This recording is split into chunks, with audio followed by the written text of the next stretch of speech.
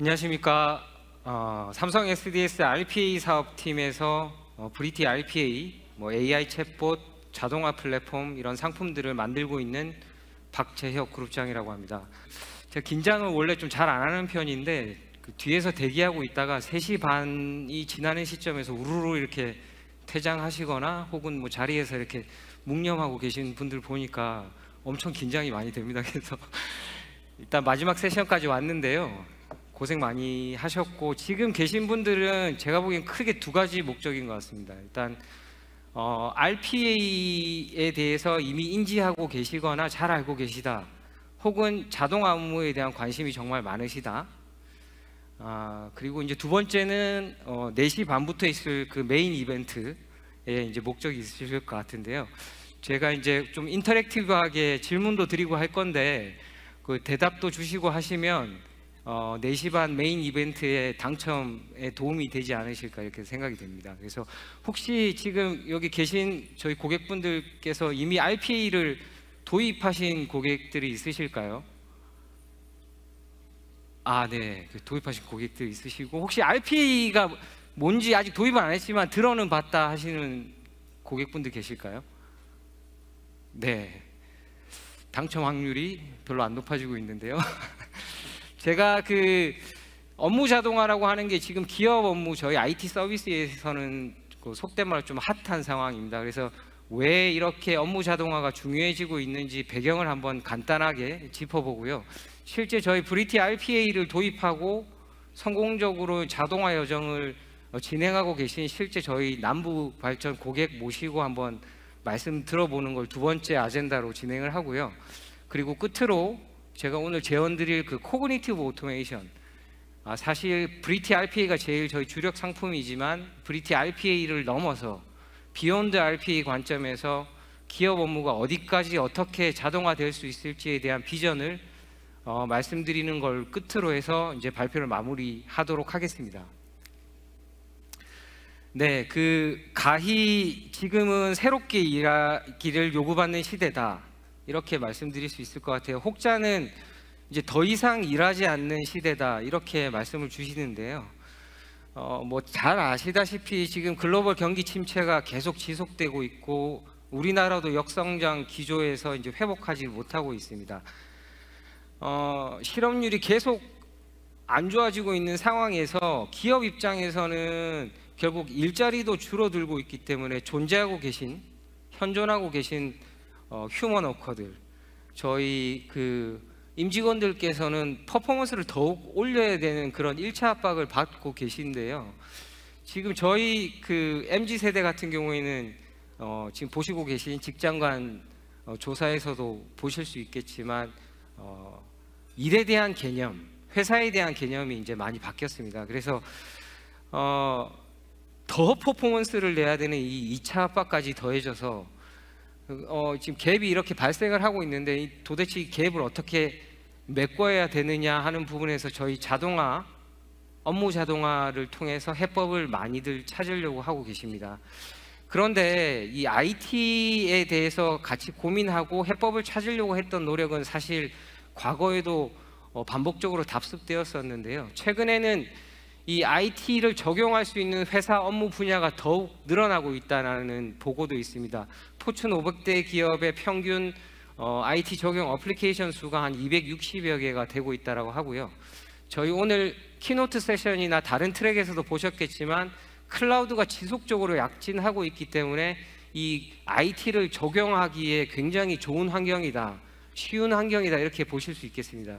그리고 과거에 IT라고 하면 우리 회사 임직원 내부의 시스템이다, 우리 임직원들만 쓰는 시스템이다, 이렇게 범위를 잡고 개발을 하고 실제 사용을 하셨는데, 현재 근래의 IT 시스템들은 고객분들의 어떤 에코시스템에 모두 참여하고 계신 스테이크홀더들이 직접 사용하시는 그런 어플리케이션으로 적용 범위, 사용 범위가 이제 넓혀지고 있습니다. 그러다 보니까 많이 쓰고 계시고 엄청 복잡해지고 이렇게 되고 있기 때문에 그 중간중간에 이 프로세스를 자동화해 줄 수 있는 이 미들웨어 어플리케이션, RPA나 이제 본격적으로 설명드릴 자동화 플랫폼 이런 것들이 점점 중요해지고 있는 것 같습니다. 자, 이런 이야기들을 화두로 던질 때 이제 계속 비유되는 게 산업용 로봇인데요. 저희 제조 분야에서의 산업용 로봇이 이제 도입이 되면서 비약적인 어떤 생산성 향상을 가져왔었습니다. 그래서 브리티 RPA와 같은 이런 소프트웨어들은 결국 그 산업용 로봇과 비교한다면 소프트웨어 로봇이다, 뭐 이렇게 이해하시면 되겠고요. 뭐 시장에서는 디지털 워커다, AI 어시스턴트다, 뭐 버추얼 어시스턴트다, 뭐 다양한 용어로, 유사한 용어로 목적으로 사용을 하고 계십니다. 그래서 여기 참석하신 저희 이제 고객분들께서도 이제 RPA를 많이 알고 계시거나 많이 쓰고 계신데요. 이미 가트너 같은 시장 조사 기관에서는 올해 글로벌리 대기업 기준으로 한 90% 정도 RPA를 이미 조그맣게라도 이제 도입하실 거라고 이렇게 예측을 하고 계십니다. RPA가 지금 자동화 분야에서는 가장 활약을 잘 하고 있는 상품 맞고요. 저희가 그 기업에서 내가 하는 업무를 자동화한다라고 한번 예상을 해봤을 때 크게 저희는 이제 손발 같은 행위, 즉 액트라고 표현하는 부분에 대한 자동화, 이 부분을 이제 RPA가 도맡아서 했다, 이렇게 이해하시면 될 것 같은데요. 좀 더 자동화를 넓히고 확장하고 그 깊이를 가져가려고 하면 결국 이 센스하는 부분, 그리고 궁극적으로 이렇게 싱크하는 부분, 사람만 할 수 있는 아주 고유한 분야라고 보통 생각하실 이 인지 분야, 추론하고 분석해서 어떤 의사결정을 하는데 추천하는 분야까지 만약에 우리가 자동화를 할 수가 있다면 훨씬 더 효율화를 극대화할 수 있을 거라고 예상을 할 수 있겠습니다. 그래서 현재 저희가 제일 잘 나가는 RPA뿐만 아니라 시장에는 자동화하기 위해서 전통적으로 뭐 LCAP, iPaaS, IBPMS 같은 툴들이 있는데요. 이제 이 플레이어들은 저희를 비롯해서 이 모든 캐퍼빌리티를 하나의 툴로 흡수해서 플랫폼 레벨로 지금 확대를 하려고 하고 계십니다. 뿐만 아니라 앞서 말씀드렸듯이 자동화하는 영역이 단순히 액트, RPA 같은 경우에는 이제 PC의 화면에서 내가 자판을 두들겨 가면서 하는 이 UI 액션을 레코딩하는 그런 방식의 액트를 자동화하는 건데, 아까 말씀드렸듯이 어떤 텍스트를 분석하거나 이미지를 분석해서 그 추론을 하고 판단을 해서 추천하는 부분까지 자동화하는 영역을 시도들을 하고 계십니다. 그래서 그것을 저희는 코그니티브 오토메이션이라고 이제 부르기로 했고요. 그 부분에 대해서 아젠다 3에서 좀 더 자세하게 말씀드리도록 하겠습니다. 끝으로 자동화를 이제 개발하고 적용하는 분야에서 사실 정통적으로 코딩 지식이 있는 소위 디벨로퍼 퍼소나들만 사실 저희 툴들을 이용해서 자동화 개발을 하실 수 있었는데요. 지금 시장에서 뭐 상황들 아시겠지만 IT 개발자들이 다 동이 났습니다. 없습니다. 그래서 자동화를 그렇게 극소수의 제한된 인력만 개발할 수 있다라고 하면 사실 저변이 넓혀지기 어렵습니다. 저희가 개발하고자 하는 이런 자동화 툴박스들은 그 누구나 코딩 지식이 없어도 개발하고 적용할 수 있도록 발전을 해 나가려고 하고 있습니다. 네. 배경에 대해서 간단히 한번 소개를 드렸는데요. 아까 앞서 말씀드린 대로 저희 RPA를 가장 성공적으로 잘 적용하시고 그 다음 넥스트 자동화를 고민하고 계신 남부발전 멀리 부산에서 박준배 차장님 모셨습니다. 한번 직접 사례를 소개받는 시간 가지도록 하겠습니다. 자꾸 이런 생각이 들었습니다. 이미 주요 업무들은 정보화가 돼 있는데 왜 일이 줄지 않을까? 일을 쉽게 단순화하려면 단순 반복 업무를 줄여야 한다.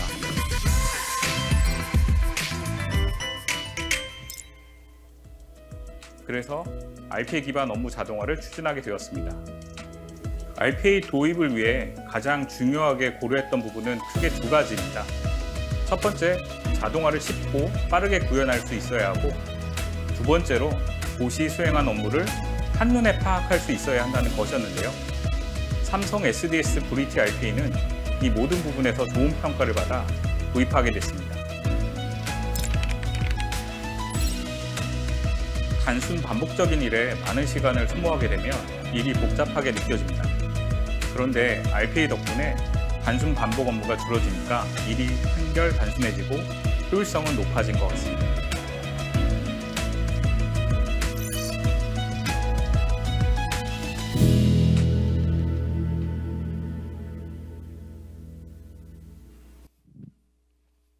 네, 안녕하십니까. 방금 소개받은 한국남부발전에서 RPA 기반 업무 자동화를 추진하고 있는 박준배 차장입니다.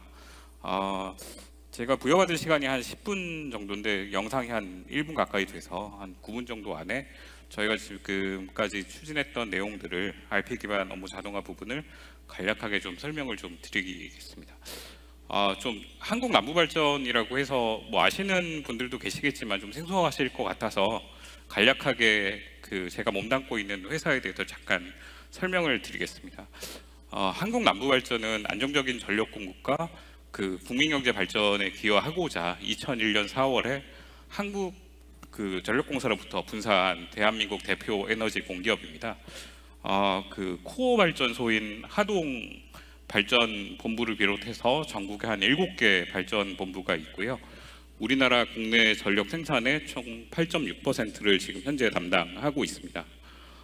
탄소 중립을 좀 실천하기 위해서 신재생 사업 등 풍력 백기 사업을 좀 추진하고 있고, 그리고 해외는 칠레, 요르단, 미국 등의 발전 관련된 전력 산업을 지금 추진하고 있습니다. 저희 회사는 디지털 혁신으로 친환경 에너지를 선도하는 국민 기업이 되고자 혼신의 노력을 좀 다하도록 하겠습니다. 그럼 본격적으로 RPA 추진 배경에 대해서 좀 설명을 드리겠습니다. RPA를 왜 도입하려고 하시는지는 다 나름의 이유가 있으시겠지만 저희 기관에서는 크게 2가지 정도의 조금 고민이 있었습니다. 내부적으로는 저희 기관에서 운영하고 있는 게 한 70여 개의 기관 업무 시스템들이 있습니다. ERP를 비롯해서. 근데 이제 모든 기관 업무들이 다 정보화가 돼 있었는데 왜 현업들의 업무는 좀 줄지 않는가, 이런 고민부터 좀 시작을 하게 됐고요. 그런 내용들을 좀 보게 되면 주 52시간이 시작되면서 이제 워라밸이 좀 중요시 됐었고, 그리고 저희 기관이 이제 공공기관 이전 계획에 따라서 2014년도에 이제 부산으로 이전을 하게 됐습니다. 그때부터 뭐 내부 통제라든가 그리고 규정 준수에 대한 이런 부분들, 그리고 이제 빈번한 출장 뭐 이런 것들에 따라서 이제 업무 절차들이 엄청나게 늘어나게 됐습니다.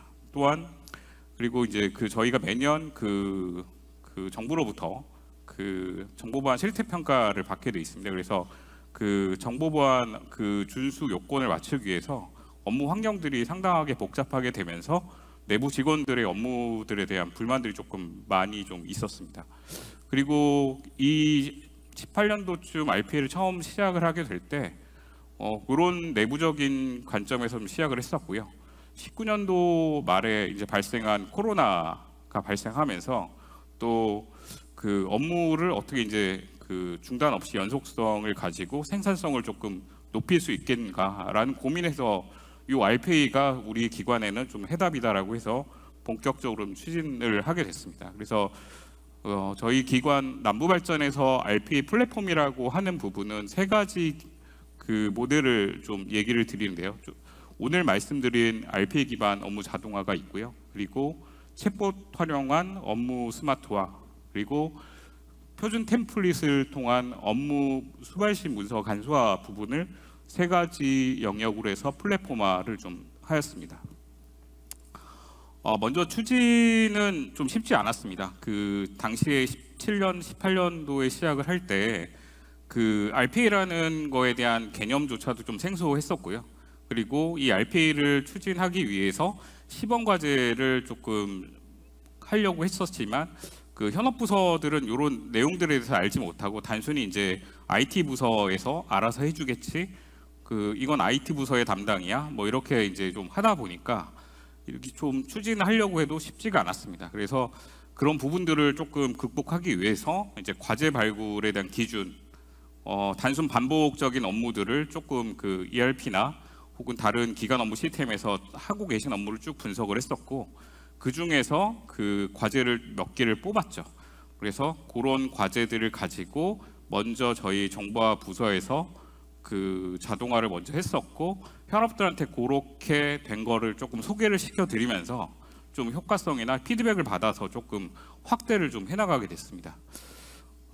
그때 당시에 이제 최초로 좀 했었던 내용인데요. 이게 그 저희 기관에서 그 공공기관이다 보니까 이제 사업을 조금 많이 합니다. 그래서 중소기업 분들하고 많이 또 영세 사업자분들하고 좀 일을 많이 하는데요. 그분들이 이제 대부분 그 세금 계산서가 이제 의무적으로 실행이 됐지만 그 홈택스에서 이렇게 하시는 부분들이 조금 어려움이 있습니다. 그래서 그 이메일로 다 주고받으시고, 그거에 대해서 우리 직원들은 또 내부로 망으로 들여와서 전표를 또 수기로 치고 증빙을 올리고, 이런 진짜 단순 반복적인 업무들이 좀 많았었는데요. 이런 부분들을 그 RPA 그 개념 그 기능들을 조금 스크래핑하는 기능들을 조금 이용을 해서 국세청에서 4시간 간격으로 우리 사업장에서 발생하는 계산서를 다 스크래핑을 해서 내부로 들여와서 ERP에 올려주고,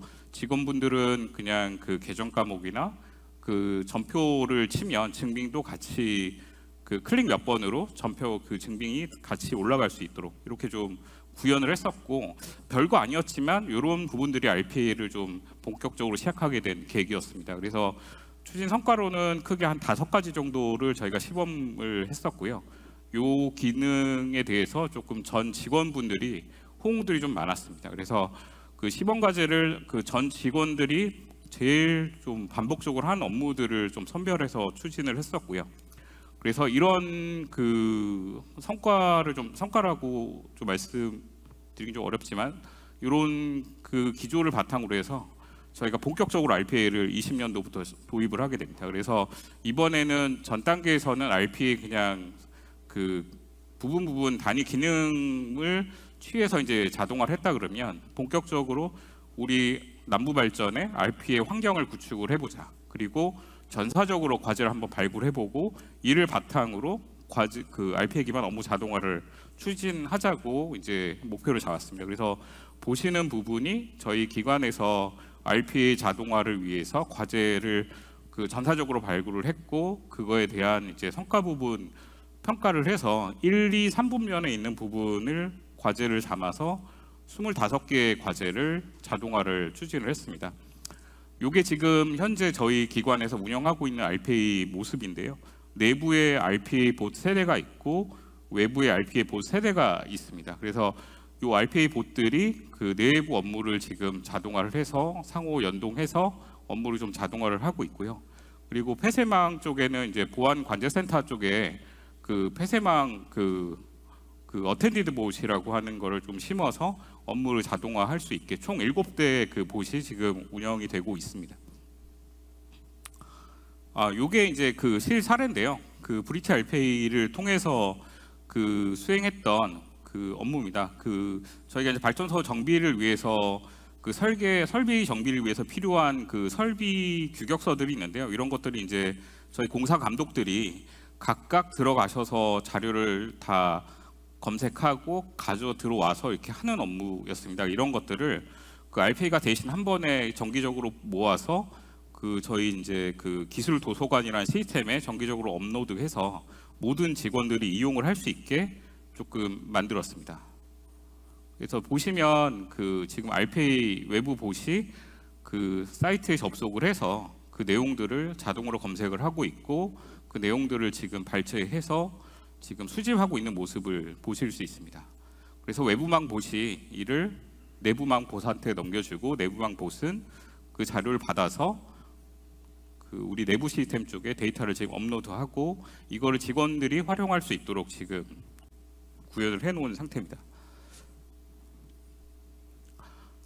앞서 말씀드렸던 과제를 포함해서 25개의 과제를 저희가 발굴을 해서 자동화를 좀 수행을 했었습니다. 그래서 전 직원들이 조금 그 만족도는 높은 상태고요. 현재 안정적으로 운영이 되고 있고, 이거에 대한 뭐 니즈나 이런 부분들은 계속적으로 조금 발생하고 있는 상태입니다. 그래서 그 2차까지 사업을 한 이후에는 저희가 조금 그러면 좀 더 우리 기관의 RPA를 조금 더 내재화를 할 수 있는 방법이 무엇인가를 좀 고민하게 됐고, 그 부분을 4가지 방향으로 좀 잡았습니다. 그래서 첫 번째는 저희가 중앙형 RPA 과제라고 해서 앞선 그 25개 과제 했던 방식으로 전사적으로 과제를 발굴하는 방식 하나 하고, 그리고 현장에 계신 감독들을 모시고 한번 자동화를 직접 셀프 자동화를 한번 해보자라는 걸 좀 시범적으로 추진을 하게 됐고요. 그리고 RPA 과제가 늘어남에 따라서 RPA에 대한 모니터링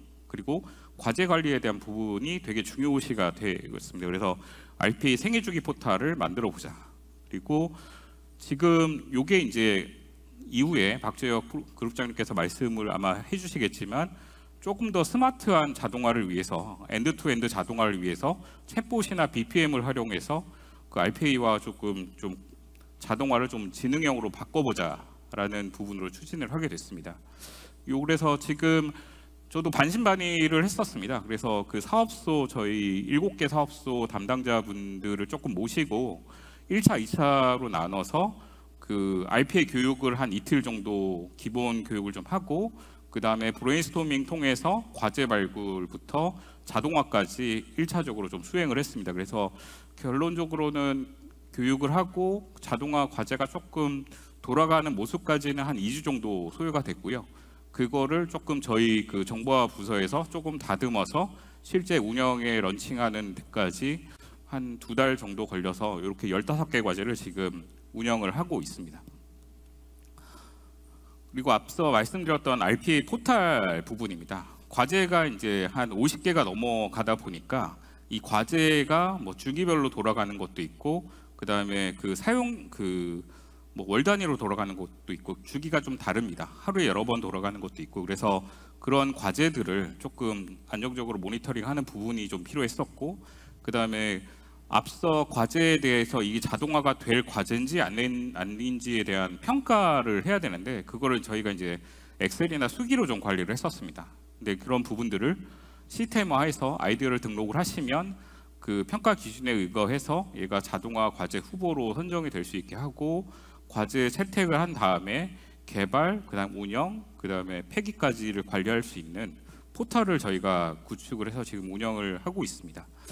요 RPA 포털은 특이하게 이제 저희가 그 공공기관이다 보니까요. 그 좀 약간 이런 부분들을 그 지금 범정부 RPA 활성화 계획이 지금 추진되고 있습니다. 그래서 저희는 그런 부분들을 좀 기여를 하기 위해서 RPA 생애주기 포털을 지금 정부 부처 공공기관 대기업에서는 관심이 있으실지 모르겠지만 대외 무상 배포를 좀 계획을 하고 있습니다. 그래서 9월 정도쯤에 요 그 무상 배포를 소스 코드까지 좀 배포를 좀 해드리고 이거를 커스터마이징해서 사용하실 수 있도록, 그래서 RPA가 조금 더 좀 확대되고 조금 모든 그 기관들이 RPA를 조금 성공적으로 조금 운영할 수 있게 좀 기여하고자 계획을 하고 있습니다. 그래서 이런 부분들이 좀 필요하시면 향후에 저한테 연락을 주시면 저희가 준비되는 대로 그 배포를 좀 하도록 하겠습니다. 마지막으로 그 지금 했던 부분인데요. 그 커그니티브 오토메이션 부분을 저희도 좀 고민을 하고 있었습니다. 그래서 단순 RPA 부분이 그 한 직원의 업무를 자동화 시켜주는 게 아니라 업무의 시작과 끝을 그 로봇이 같이 조금 협업을 해서 좀 스마트하게 할 수 있다면 좀 더 업무의 생산성을 좀 높일 수 있겠다라는 부분을 좀 고민을 했습니다. 그래서 그 올해 한 2가지 방향으로 추리를 했습니다. 그래서 챗봇과 RPA를 이용을 해서, 그러니까 현재 RPA 모습은 시간이 되면 알아서 일을 해준다든가 뭐 이렇게 배치성의 업무들이 좀 많이 있습니다. 근데 그렇게 하지 않고 그 직원들이 필요할 때 챗봇을 통해서 RPA한테 명령을 내리면 그 RPA가 챗봇으로부터 명령을 받아서 업무를 수행하고 그 결과를 뭐 메신저라든가 혹은 다른 뭐 방식으로 알려주는 형태로 그 조금 그 실시간으로 업무를 좀 자동화 해보자라는 컨셉으로 해서 12개 과제 정도를 지금 자동화를 해놓은 상태입니다. 그리고 BPM이라는 거는 되게 역사가 긴 솔루션인데요. 그 업무에 대한 시작과 끝을 그 로봇하고 협업을 통해서 업무를 조금 수행을 해보면 이게 코로나나 뭐 이런 상황에서 담당자가 없더라도 업무에 조금 그 지연, 누락 이런 부분들을 좀 방지해서 업무를 좀 적기에 스마트하게 할 수 있지 않겠는가라는 고민에서부터 시작을 하게 됐습니다. 그래서 지금 보시는 부분이 부가세 신고 업무 부분인데요. 이런 것들을 BPM으로 도식화를 해놨고요. BPM에서 지금 RPA가 어떤 업무를 수행을 하고 있고 그 다음에는 직원이 어떤 업무를 수행을 해야 되는지 이런 부분들을 조금 시범적으로 간단하지만 3가지 정도의 업무를 좀 나열을 했습니다. 그래서 이런 부분으로 조금 업무가 진행되는 모습을 볼 수 있고 좀 스마트하게 진행할 수 있도록 조금 구현을 해놨습니다. 뭐 성과는 좀 넘어가도록 하겠습니다. 그래서 한국남부발전은 마지막으로 지금 보시는 바와 같이 이렇게 3단계의 로드맵을 가지고 지금 진행을 하고 있고요. 지금 2.0 단계에 있습니다. 그래서 스프레드 아웃 단계고 내년부터는 지금 인텔리전트 커그니티브 오토메이션이라고 하는데 이런 부분을 좀 적극적으로 확장해서 직원들과 그리고 국민들에게 조금 편리한 행정 서비스를 좀 제공하기 위해서 노력을 하도록 하겠습니다. 그러면 제가 드릴 말씀 여기까지고요. 코그니티브 오토메이션 부분을 이어서 박재혁 그룹장님께서 발표해 주시도록 하겠습니다.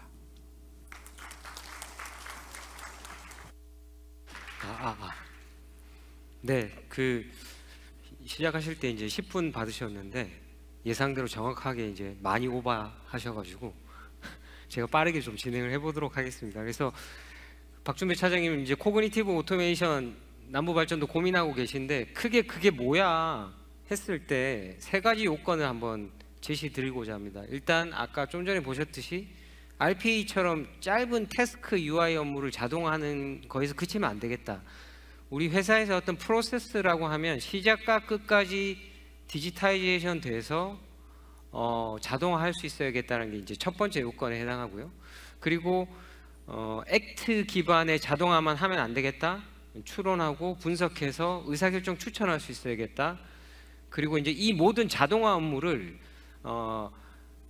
이제 수많은 레거시들하고 이제 연계가 될 건데요. 뭐 ERP 연계되었을 때는 ERP 가서 하고, 저희 포털 연계됐을 때는 포털에서 하고, 이렇게 해당 연계 시스템에서 업무를 처리하게 되면 흐름이 끊기고 효율성이 극대화되지 않을 겁니다. 그래서 통합 인터페이스 기반 업무 처리가 될 수 있어야겠다. 이렇게 크게 3가지 요건을 좀 정의를 하고 있습니다.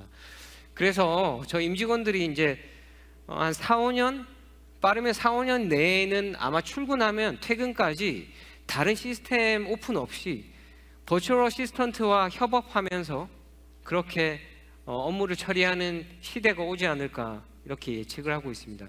첫 번째 E2E 프로세스는 그럼 구체적으로 좀 뭔지 한번 살펴보면, 저희가 지금도 업무를 내가 어떤 프로세스 업무를 한다라고 생각하시면 매뉴얼리 내가 이 업무를 해야지라고 지각하고 시작하실 겁니다. 물론 이제 주변에서 전화를 걸어서 요청하실 수도 있을 거고, 특정한 요청 메일을 받으실 수도 있고 메신저를 받으실 수도 있겠죠. 그러면 뭐 메일이나 메신저 통해서 인지한 업무를 혹은 뭐 ERP를 써서 이제 업무를 시작하실 수도 있을 거고요. 현재는 이제 OCR이나 좀 전에 소개드린 RPA를 적극적으로 활용해서 자동화 적용을 트라이 하실 겁니다. 그런데 플랫폼 기반의 E2E 자동화를 한다는 것은 일단 기본적으로 워크플로우 기반의 이 전체 프로세스 탭을 정의를 할 수 있어야 합니다.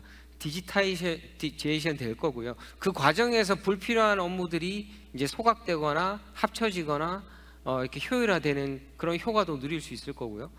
그리고 트리거 자체도 매뉴얼리 인지해서 업무를 시작한다기보다는 우리는 이제 이벤트 드리븐이라고 표현하는데, 이 업무가 반드시 시작되어야 되는 주변 조건들을 사람한테 알려주게 될 것입니다.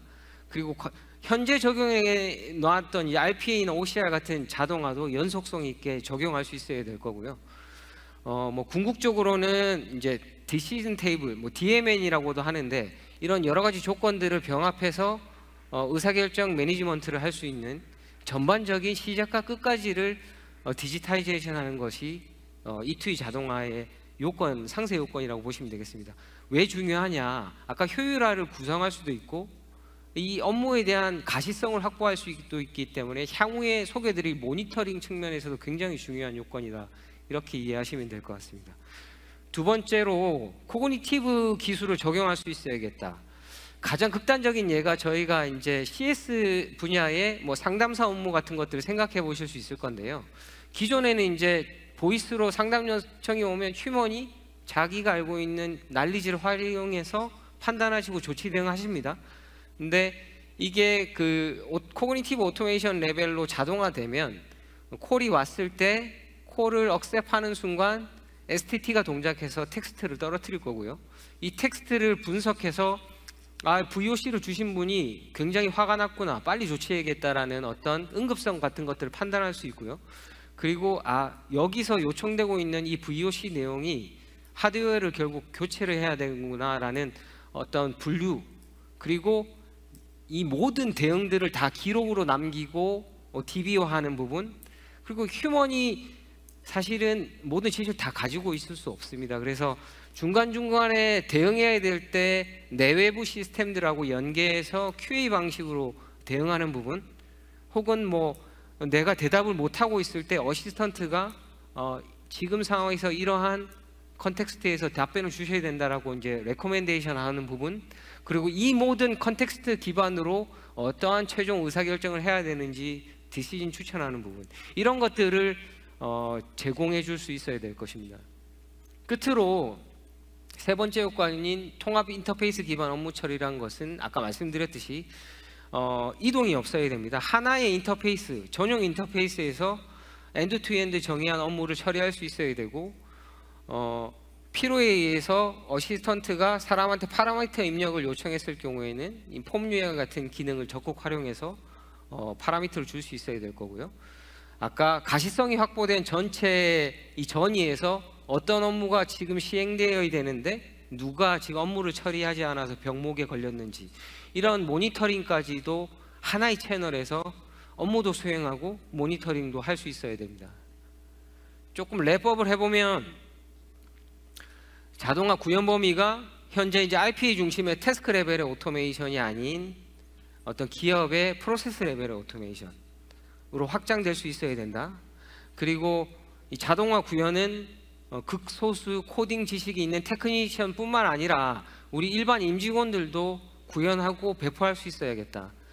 그리고 퓨어 RPA, 즉 UI 기반의 어떤 단순 반복 자동화가 아닌 사람만이 할 수 있다라고 봤던, 사실은 좀 좁은 범위겠지만 분석하고 추론해서 어떤 의사결정의 판단 추천을 할 수 있어야겠다. 이렇게 요건을 정의를 하고, 사실 이러한 플랫폼 레벨의 상품을 제공해 줄 수 있게 하기 위해서 저희는 브리티 오토메이션 플랫폼이라고 하는 상품을 올 10월 27일 출시를 예정하고 있습니다.